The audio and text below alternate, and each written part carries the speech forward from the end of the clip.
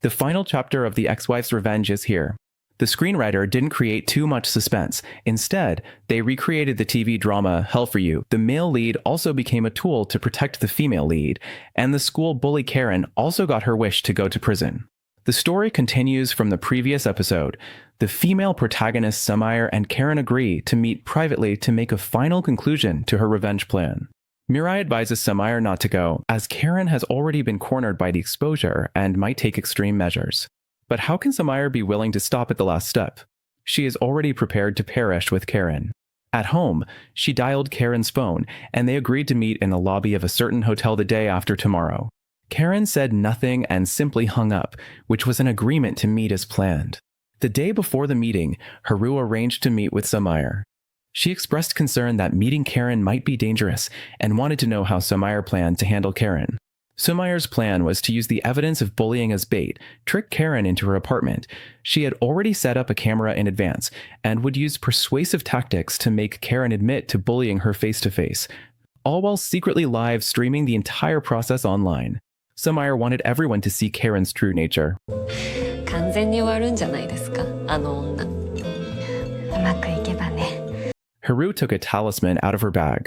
In fact, Mirai had asked Haru to meet with Samaire, and this talisman was also handed over to her by Mirai. He knew he couldn't stop Samaire's revenge, so he hoped she would always carry this talisman. 危ないことはしないでください。わかってる。After returning home, Samaire began setting up the cameras, but she also felt that this time was a bit too smooth, almost suspicious. To prevent the revenge from failing, she also devised a plan B, which involved a dagger. Clearly, this plan B had reached the point of possibly perishing together. The next day was the scheduled day. Haru took leave and went to Mirai's bar, worried that something might happen to Samaire, wanting to watch her live stream with Mirai. However, they waited until 7 p.m. with no sign of activity. Then, Mirai received a scheduled video from Samaire.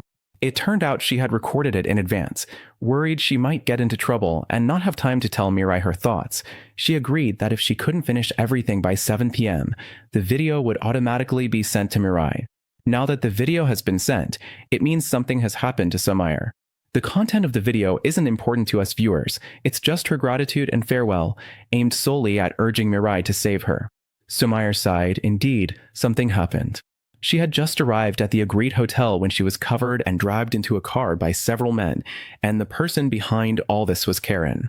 Karen and the men took Samaire to a dilapidated house, where she was tightly tied to a chair, unable to move. Karen slapped her, looking proud, reminiscent of her bullying scenes in middle school. She had long seen through Samaire's live broadcast plan and shouted angrily, "Samaire has ruined my life like this, and I will make you pay 1,000 times over." She told Samaire that the man who grabbed her was an antisocial personality, and as long as she paid him, he would do anything. Karen had already discussed with that man to sell Samaire to the Middle East. But before that, Samaire had to restore Karen's reputation. She was to go live, clarify, and expose all the accusations in the book, claiming she fabricated the bullying incident and forged evidence out of jealousy towards Karen. Of course, after clarifying, she also had to sincerely apologize to Karen, or else she would be sold to the worst place in the Middle East by that trafficker, to suffer torture and humiliation.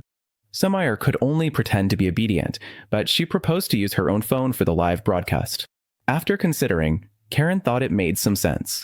But when she looked for Samaire's phone, she found a dagger in her bag. Actually, Samaire intentionally let Karen find the dagger, aiming to provoke her. Sure enough, Karen instantly went crazy, shouting, "I was just having a small conflict with you.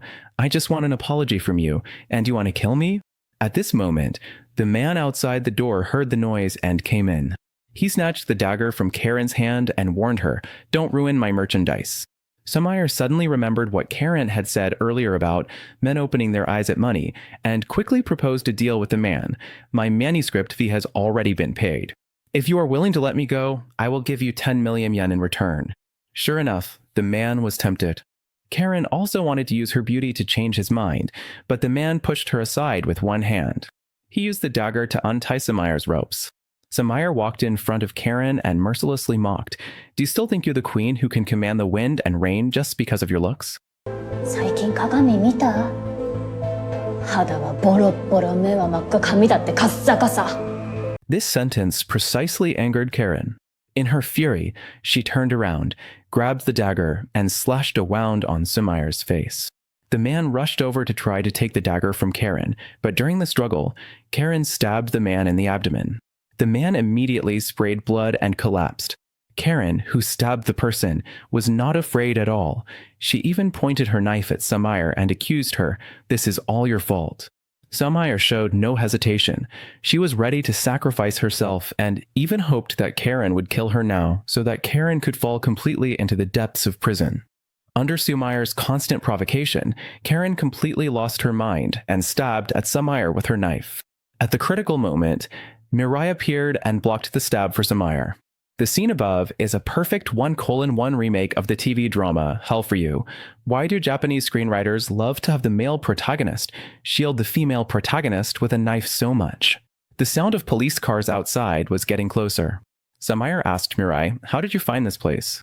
Mirai smiled and said, "I installed a tracker in the amulet. After watching the video, I ran over immediately. Before coming, I also asked Haru to call the police." 復讐終わった。終わったよ。 In the end, Karen was arrested by the police for intentional homicide and illegal detention. She will probably spend the rest of her life in prison. After Mirai recovered, she and Sumayer ran a bar together. Thus, Sumayer's revenge plan was a complete success, and she also found a happy love. Do you like this ending? Recently, is there any TV drama you'd like me to explain? Please leave your comments. Don't forget to like and follow us.